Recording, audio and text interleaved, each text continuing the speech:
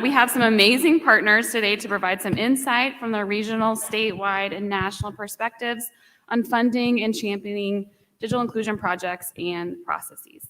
We're going to have time at the end for questions, so make sure to have them ready to share with our panel. You can also submit them via the CVent app, and we will try to get to them. I'm honored to introduce our moderator, Maggie Woods, for this discussion on working with funders to support digital inclusion.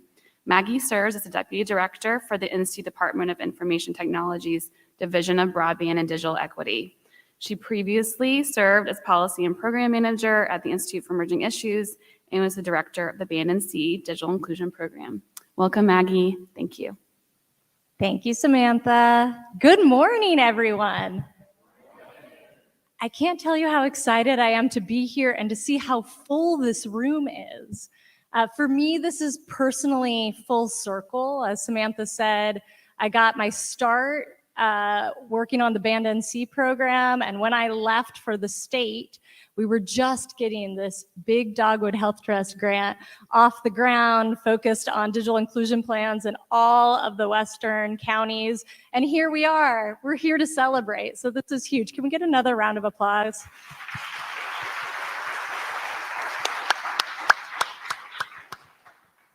So today we're going to talk about funding, right? This is something that's top of mind for many people in this room, and we're going to talk about kind of what opportunities look like, what partnerships look like, and we have just the most dynamite panel for this. So we have Lariza Garzón from the Hispanic Federation, we have Scott Southern from the SECU Foundation, and of course, Sarah Thompson from the Dogwood Health Trust. I highly encourage you to look at each of their bios in the CVent app. You can see they have deep, deep experience in community development and in digital inclusion. But I'm gonna start out today just with an acknowledgement of how far we've come when it comes to digital equity funding. The fact that we are here having this panel talking about how funders are approaching digital equity, digital inclusion in the state shows that we've gone leaps and bounds where we were even just a couple years ago. And it also highlights how ahead of the game North Carolina is, that we are having these kinds of conversations. And so I just applaud the people on this panel and the other funders in this room and who aren't able to come today, because North Carolina really is a leader when it comes to philanthropy and digital inclusion.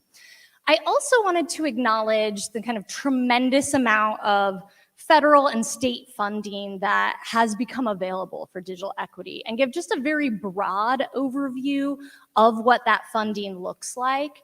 I'll be around all day, so I'm happy to answer questions moving forward about that funding, but I think it's a really good setup for this panel specifically. Oh, already dropping things. I'll put this right here. So I'm gonna start with federal funding.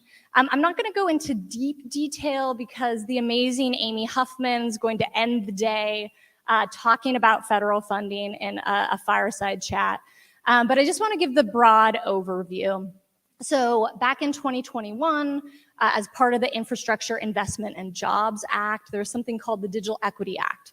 And this is a $2.75 billion federal program, and it has 3 grant programs attached to it. The first is the Digital Equity Planning Grant, and this was a grant that enabled all 50 states and all US territories to develop digital equity plans.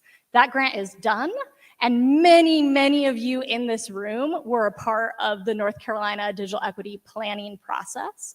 If you're interested in what's in that plan, it's up on our website, on the northcarolinabroadband.gov. Definitely encourage you to look at it. And thank you to all of you who are part of the process. The second grant program as a part of the Digital Equity Act is called the Digital Equity Capacity Grant Program. And this is a program that goes back to the same state entities that develop the digital equity plans to implement those plans. And this funding comes out in 3 different applications. So North Carolina just submitted the first application for the first tranche of funds. We submitted that application about 2 weeks ago. And we expect to receive those funds late summer, early fall. this year. And that first tranche of funds is about $22 million for North Carolina. In the state, we expect to re-grant most of that money to organizations such as yourself to continue to advance digital equity. So more to come on that. The final grant program, and this is where you really need to be listening, is called the Competitive Grant Program, the Digital Equity Competitive Grant Program. And this is a $1.33 billion fund, national fund, for everyone except for states to apply to. So if you weren't a state entity like us, you can apply to it. We expect the first round of those funds to come out also late summer, early fall. And Amy, I think, is going to talk in a lot more detail about what to expect for that. But as Sarah was talking about the importance of ensuring that as much funding goes to Western North Carolina, and from my point of view, as much funding goes to North Carolina entities as possible, we want to be helpful, right? We want to be thought partners with you as you put together those applications. We expect the application will be pretty fast. And so thinking now, you already are a part of digital equity planning teams or coalitions, that's going to be really, really important to kind of get ready for. Those will also come out in 3 tranches of funds. So this will be the first tranche of funds coming out in the fall. So that's what's happening on the federal level. On the state level, we're also really lucky in that we have American Rescue Plan Act dollars to focus on digital equity. So we've launched 2 grant programs. The first was last year. It was called our Interagency Digital Equity Grant Program. It focused on funding state agencies and public universities to develop large-scale digital equity projects. We actually have several grantees in the room here doing really excellent work across the state. And then our second grant program is the Digital Champion Grant Program, which I know many of you have applied for and are waiting on bated breath to hear about. I was hoping a finalist would be announced by today. They are not. Very soon they will be announced. But this is a $14 million fund to fund local digital equity and digital inclusion projects across the state. We received tremendous response to this program. We received 230 applications, totaling $150 million worth of funding requests. That's amazing. And it shows you the key needs there are in North Carolina, but it also shows you the opportunity, right? Many of you have been working for the last decade to build a robust digital equity ecosystem in the state. Well, the fact that we have 230 schools, nonprofit, higher education institutions, COGs, local governments, libraries, ready to meet local needs and advance digital equity in their community is amazing. And that brings us to this amazing panel, right? Because in order to meet those needs, we need funding, we need partnerships, we need collaboration. And that's what we're going to talk about today. So let's get to the first question. So each of you are coming from kind of a different perspective on this. And I just want to know, what are the current conversations you're having in your organizations around digital equity, digital inclusion, and strategies around that? And if you are a funder, how does that play out in your funding? So Lariza, let's go to you first. And I know you're a little bit different than the others on this panel. So why don't you introduce Hispanic Federation and kind of talk about your thoughts on this? Sure. Thank you, Maggie, and good morning, everyone.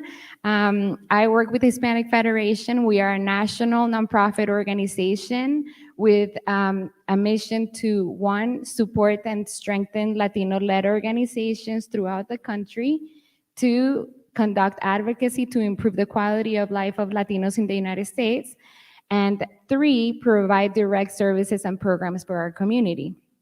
So we are not a foundation, we are a nonprofit organization, and we are looking for funding to support Latino-led organizations that are trying to conduct digital skilling and digital equity programs across the country.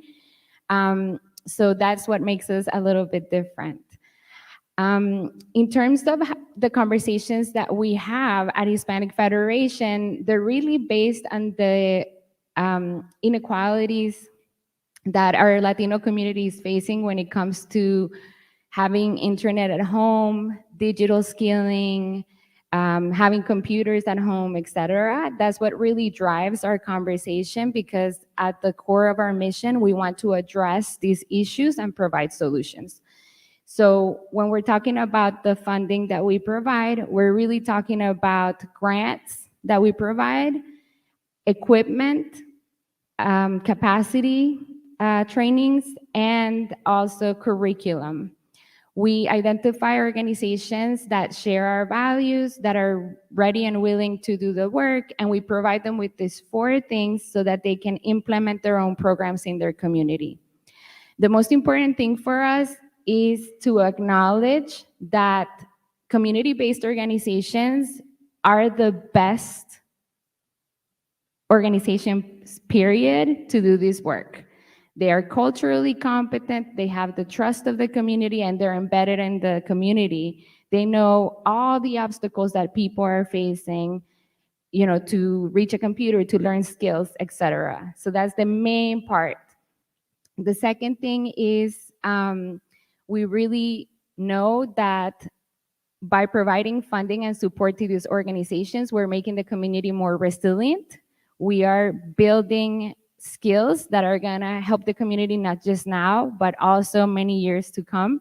And we are making those organizations stronger because now they have computers at their office. Those computers are not just gonna be for teaching skills, but they can also help to, have a tutoring program or do immigration clinics or whatever else. So we support the different strategies that our partners on the ground decide to take. If I can give a really quick example, North Carolina has the first mobile digital lab that we have funded in the country because we were funding an organization in a rural area that really needed to bring these classes and these skills to folks that were either in farm worker camps or who were undocumented and couldn't really drive to the lab every day or every week for classes. Salud Sin Fronteras is the organization that led this effort. I'm really proud of the work that they're doing. And that's just an example of how we prioritize community and we trust them to do what's best. That's how we pick our partners. Thanks, Lariza. And I just wanted to lift something up that you said that I think is so important to funders and to others is the key role that community-based organizations play. And often those organizations don't have the capacity to apply for state funding, to apply for national funding. And so having organizations like the Hispanic Federation that can serve as that umbrella or that membership organization and re-grant funds on behalf of community-based organizations and support their work is really important. So Scott, let's go to you. I'm really interested in knowing more about how SEC Foundation is thinking about digital inclusion. Sure. So good morning, everyone. I would hope that because we have SECU branches in all 100 counties, that as I'm looking across the room, there's a good number of you that are members. And if not, you've certainly seen the presence of SECU in the Western North Carolina. We actually are a statewide organization, and so our foundation is statewide as well. But we work hard to make sure that we're providing resources to all 100 counties across the state, and especially now including Western North Carolina. We're uniquely funded. We receive our funding through our members who have checking accounts. They would typically, at other institutions, have perhaps a checking account fee. And we did have that in place for a couple of decades. A $1 a month fee, but back in 2004, our board of directors determined that a better use of that dollar, rather than just going on account maintenance, was to redirect that and repurpose it and provide philanthropic resources across the state. So we truly say that it's the power of a dollar that makes our foundation happen. And so through that dollar a month from our members, then we're able to do amazing things. I think about 5 years ago, Maggie, we turned our focus from, we had been known up to that point for, I think, scholarships, but we'd also been known for a lot of large capital buildings. And you might see our name on other buildings that are obviously not branches. And that's so our members can know where their dollars are going. But we wanted to move away from that because we were looking at a map of North Carolina and tracking where have our grant dollars gone, and realized that there were some big pockets of the state that were missing out, because up to that point, we'd really been focused on 6- and 7-figure gifts, really high impact regional gifts. But we wanted to make sure that folks in other parts of the state understood that we supported them and that we wanted to be a partner with them and that we appreciated all the hard work they were doing. So we determined that one of the best ways to do that was actually through capacity building. So we started looking at different forms of capacity building, one of which included conversations that we had with you, Maggie, back when in your IEI days with the Band in C program. And I can remember as you came and presented that to us that you had a footprint in mind, a sort of a scheme of how you wanted to put this together, and you were very open to the opportunity for us to ask questions and to really engage in conversation about where can we truly fit in. Because one of the unique things about being a statewide funder is you have to make sure that when you open a door, that you can continue to repeat it, because if you say yes to one group, you're certainly going to get asked by 100 times that. So we have found that really our best resource and channel for investing in infrastructure and in broadband development across the state has been through partnerships like the IEI Band and C program, where we can have a home base. And it reminded me a little bit of your slide, Sarah, where you're talking about you need to have that hub in order for to infuse the funds and let that sort of trickle out to all the successive circles around it. So that's really where we have stepped up our game. In addition to that, we do also provide some direct funding to rural organizations, so smaller nonprofits, probably less than 10 years in existence, budget, and that are in tier 1 or 2 counties. And that's another capacity building program that we provide, so that if they didn't fit into the space of Band and C, we still want to make sure that we can provide some resources that way as well. So, and I think we'll continue to expand and look at ways that maybe we can come alongside of the work that Dogwood's doing and help cover some of the other parts of the state. Well, and I think it really shows your leadership that in thinking about capacity building, you took on this huge issue of digital inclusion, and you were willing to ask those hard questions, right? And figure out this is a space that needs that. There's been people working in digital inclusion for decades, but they haven't necessarily named it as digital inclusion. And so that capacity around that coordination, that coalition building has been so important. So Sarah, you gave a great presentation on kind of your and Dogwood's thought partnership and commitment to this work, but there's something else you want to add, and then we can maybe move into the next question, which will be all about coalition building. But let's just start with how you're thinking about this field. Sure. Yeah, I spoke of the initiative that will roll out this summer, but I'd also like to highlight some other grant making that we've done in the space, notably to the North Carolina Rural Center's Collaborative Broadband Initiative, and that is currently working in Western North Carolina. And their work is what I spoke of earlier, is connecting the communities to the infrastructure dollars that are currently available and adding the capacity to get through the complexity of those projects and those funding streams so that we actually get good projects that meet the needs of our rural communities. It's that whole rural ROI issue. Companies don't want to build infrastructure up into the hollers where there's only 3 houses. It's expensive, but we need it. It's an equity issue, and we have these funds available to us right now from the federal government, but not every rural community has someone on staff who can navigate that process and work with the providers that are interested in the region. And so we have supported the infrastructure side of the puzzle in that regard, and will continue to be open to the gaps in the region that are left when all the funding gets distributed. You know, not everyone's going to win a digital champion grant because you were subscribed. So could Dogwood come in and work with partners who already have really ripe projects ready to be funded? Absolutely.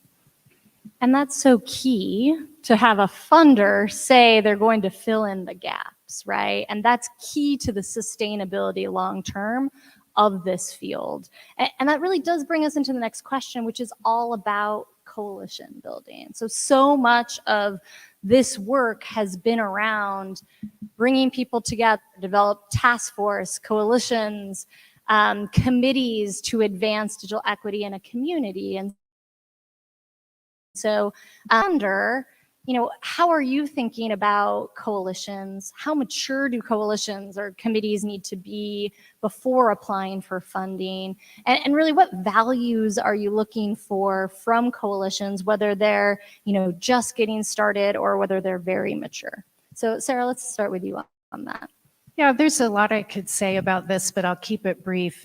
This work is all about partnership, and you don't have to be, I mean, who of you in the room 10 years ago thought you would become a broadband expert? Maybe a handful of you who are working in the field, but the rest of us were working in community and economic development. We were working in rural communities, and we had to become broadband people to help our communities move forward. That's still and always going to be the case. You don't have to be an expert. You just have to be partnering with all the right folks. I think what Lariza said about the grassroots organizations who are on the ground with the people are the ones to advance community and need to be partnered with the technical experts, with perhaps the local government if there's issues that can be solved there, with the public school system, with the library system. And if we all do that effective partnership and collaboration, we can really advance this more rapidly. I want to lift up what you said about not having to be an expert, right? And how none of us maybe thought we were going to be here 5, 10, maybe even 2 years ago, right? When I was first assigned working on a broadband conference, I said, what's broadband? Like, I didn't know, right? And so often we use terms that maybe exclude people. Broadband just means high-speed internet, right? But so many of us are new to the field, but it's a field that's rapidly growing, and we have to rely on each other and partnerships to learn from each other. So that was a great lift. Scott, I want to come to you because I think coalition building is all about, you know, the building capacity that you talked about and the shift that the SECU Foundation has made. And so talk about, you know, your thoughts on coalitions and how funding those to support digital equity. Like, what are your thoughts on that? Sure. So, you know, it's odd in a way to say this, but there were some good things that came out of the pandemic. And one of those was that it became essential that we learned how, as funders, to build coalitions to help address statewide needs. I sat on many weekly or semi-weekly phone calls with other organizations like Dogwood and Duke Endowment and Z. Smith Reynolds and KB Reynolds, all of those statewide funders who, as you said, none of us were experts. None of us had all the answers, but we weren't afraid to ask questions, and we weren't afraid to bring in experts to help provide some basic information. And so we learned how to work together. We learned what's our niche, what space do we want to be in, what makes most sense for our funding, and ask someone to come alongside us to fill in those gaps that you talked about. I think that we've continued that work as coalition building through the creation of the Office of Strategic Partnerships, which we have continued to benefit from those those conversations where we, again, aren't afraid to ask questions. We try to keep our finger on the pulse of where are federal dollars coming in, where are state dollars coming in, identifying gaps.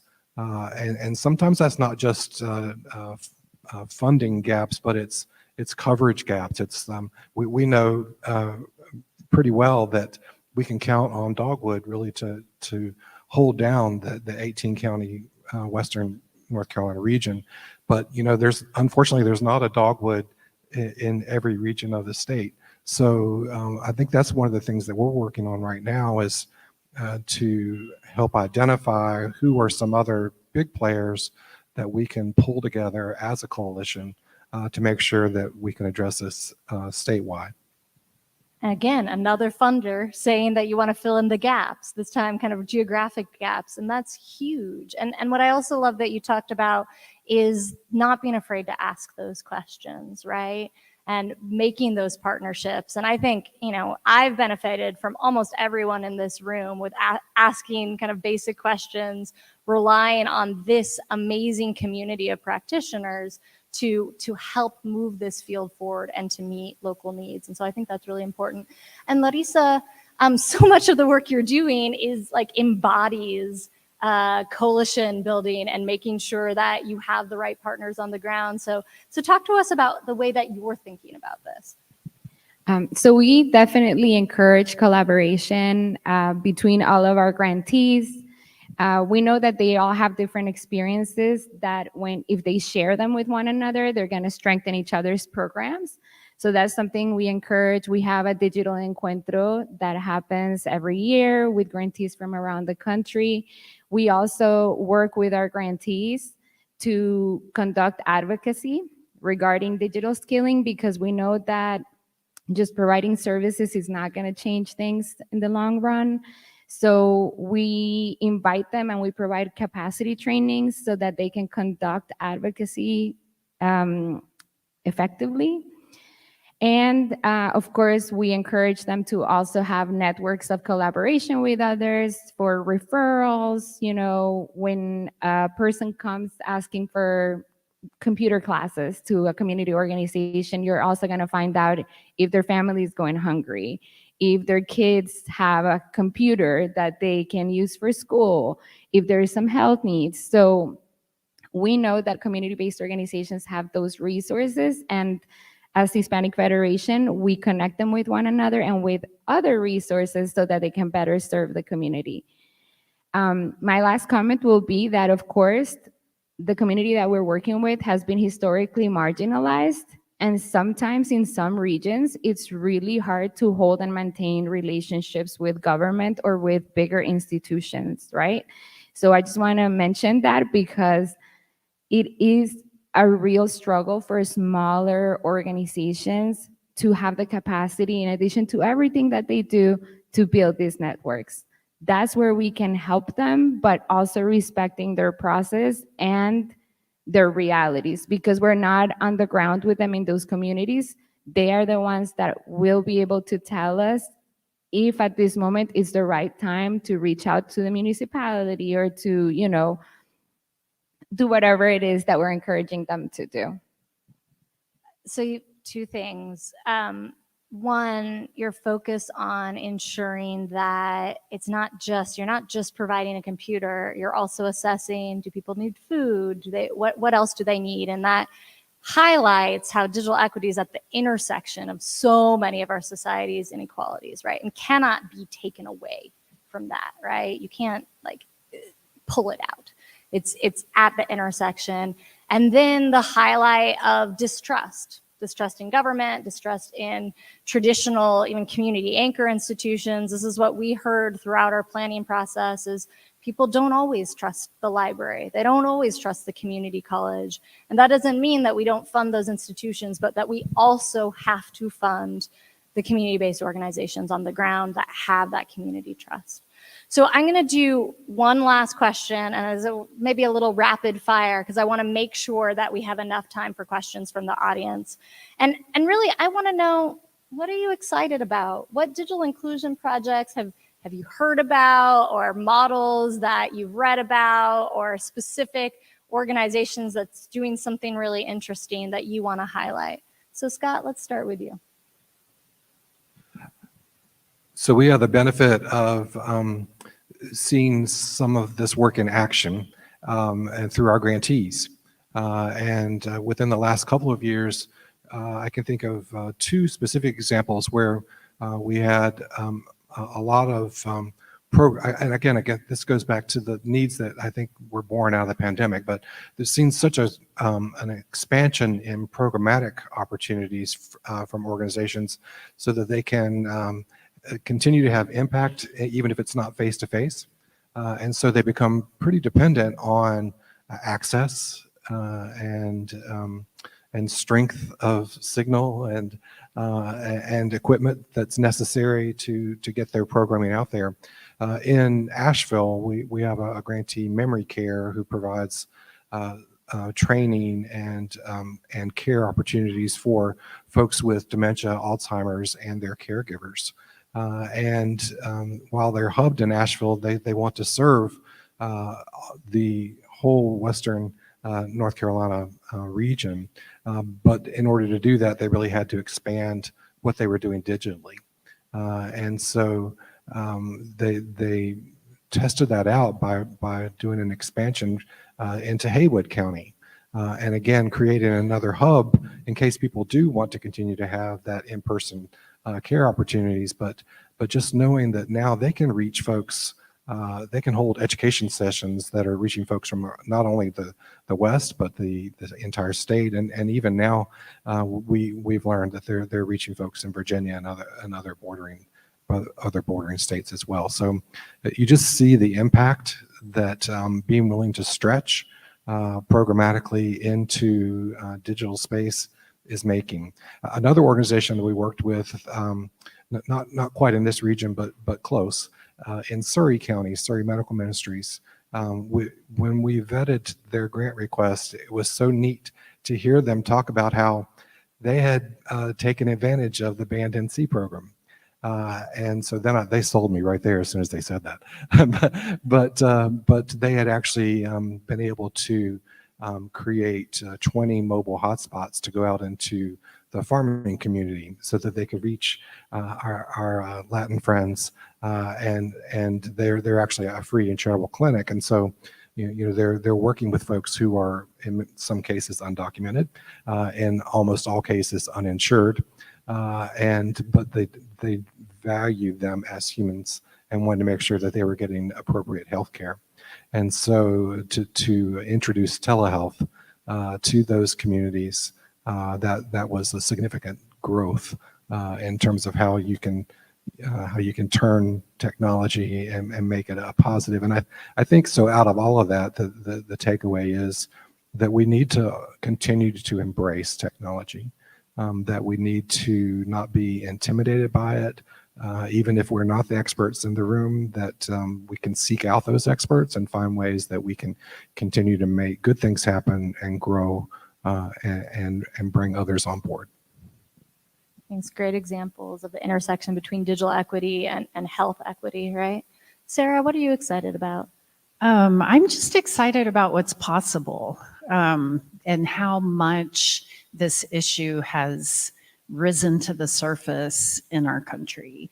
Remember when the first great grant program came out and we were so excited the state was going to fund broadband, and it was like $15 million, for the whole state. Well, look at us now, right? There's more money being invested in this issue than ever before. And look at this room of people and the strong networks that are building across Western North Carolina, where we are notoriously strong partnerships, right? Like we are, Western North Carolina is very good at partnering to make things happen. So you combine those two realities, all these resources available with all these folks who love to work together to solve complex issues.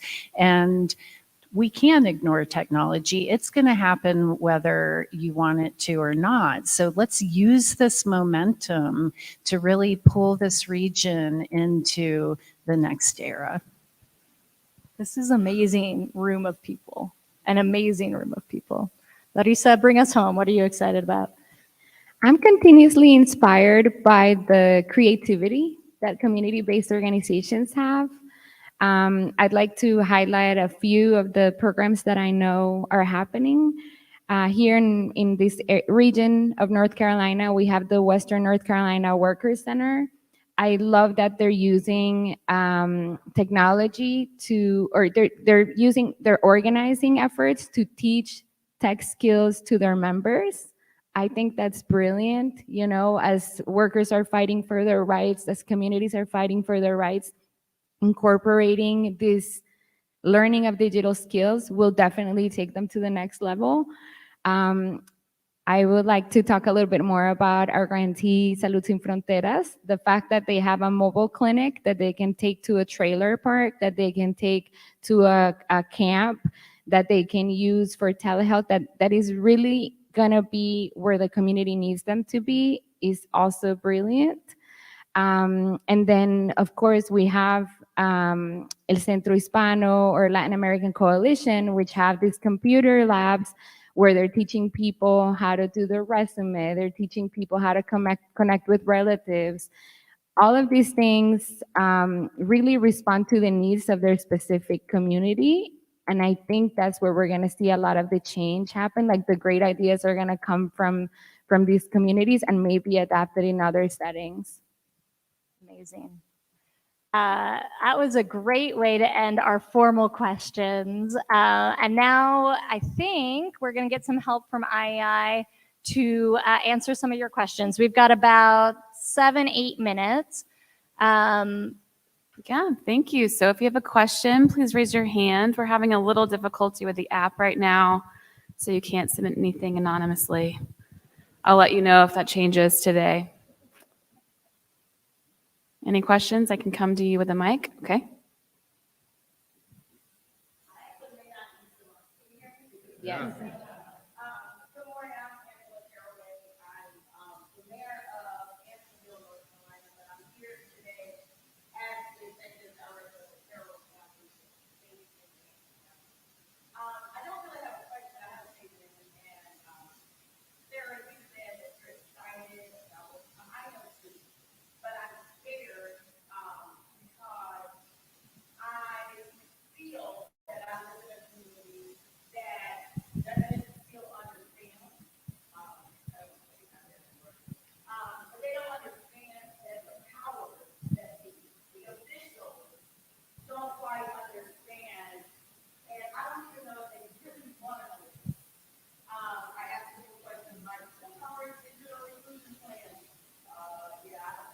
So we don't have them.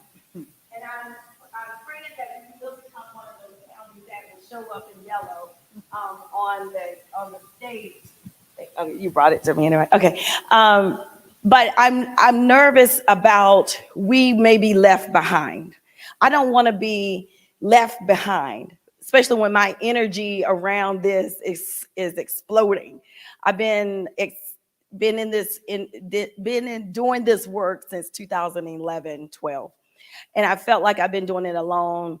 I was young, graduated from NC State, and I'm just like, oh, go Pack. Did I hear that? Go Pack.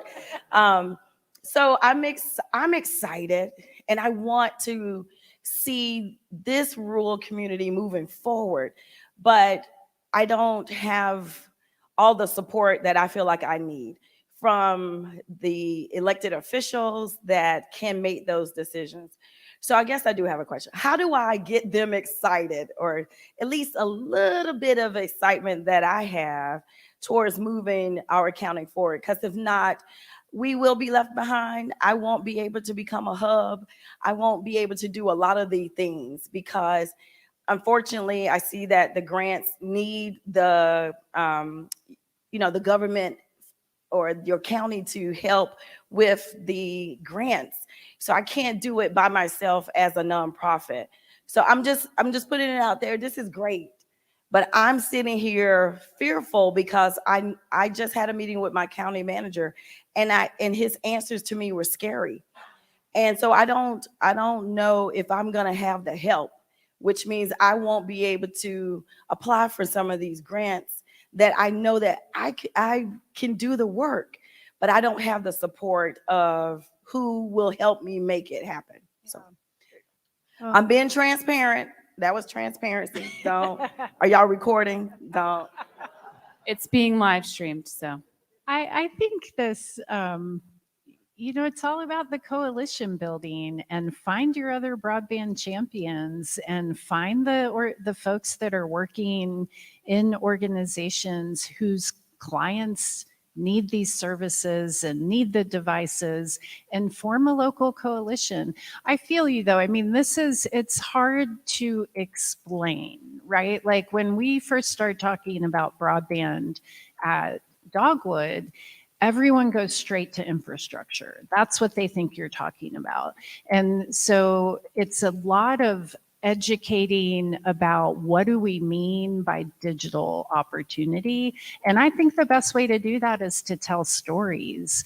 How did someone's life benefit from getting a device that was connected? Tell those stories. And if it's with leaders, tell a story that they could relate to, right? That's like reaches the demographic of the person you're talking to. So that's very relatable. But, find those local broadband champions, form a coalition, tell stories. I think that for community-based organizations in particular, it's really hard to do advocacy because they are so overwhelmed with the direct services, and the funding usually goes to services. So they don't even know where to start. It can be so overwhelming, and it can be so confusing and so frustrating. So I think first, if you are a funder, please fund advocacy efforts. It is one of the most important things that you can do, because once people learn those advocacy skills, they can apply them for this, but also for any other aspect of their lives and the lives of their community members, right? So that's number one. And number two, I think that we owe marginalized communities reaching out. It can be so exhausting to always be the person that's like asking questions and trying to get connections and all that. So I think as Sarah said, like relying on those allies that can really create those connections for you, so that it's not so emotionally taxing for you or for your staff. That's really important. Supporting one another, asking for help, but also, again, realizing these relationships, these connections are not always going to happen overnight, even if we want to, because of mistrust, because of years of historical, exclusion that our communities have experienced. So it's also like being really patient with our own process and realizing the process is more important than the goal. In this scenario, people really feeling empowered and really learning how to advocate for themselves is going to be a bigger win than having a success tomorrow. I hope that makes sense.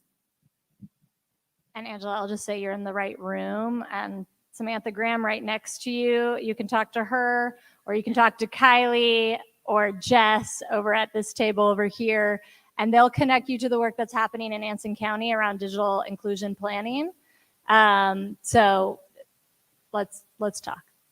Yeah, I was pleased to connect with you because, like I said, when I spoke to the county manager, he didn't have any idea what the plan is. So for you to just say what you said, I'm like, oh, there's something happening, and I don't know. So not that I have to know, but I'm doing the work. So how is it that I don't? But yeah, thank you. Absolutely. All right. I think we have time for one other question.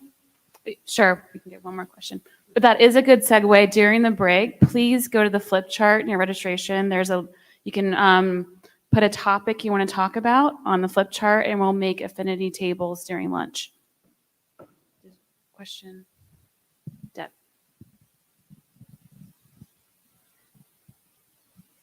Good morning. I'm Deborah Watts with Broadband Catalyst. And my question is different for you, but we've spent, I personally have spent years talking to foundations saying, y'all need to get into this into this sandbox and work with us, and now they are. And I'm curious, what do you hear at the foundation level? How are you learning from other foundations? Are you seeing this taking off? Are there roles that local people, local advocates can have to funnel information to you to be stronger advocates within the foundation community broadly writ? Because, we want foundation money from all over the country to come into North Carolina. We're really lucky to have you doing this here, but there's a whole lot more foundation dollars out there. So do you see that coming? Is there a role that we can play to help you? And thank you for getting into this.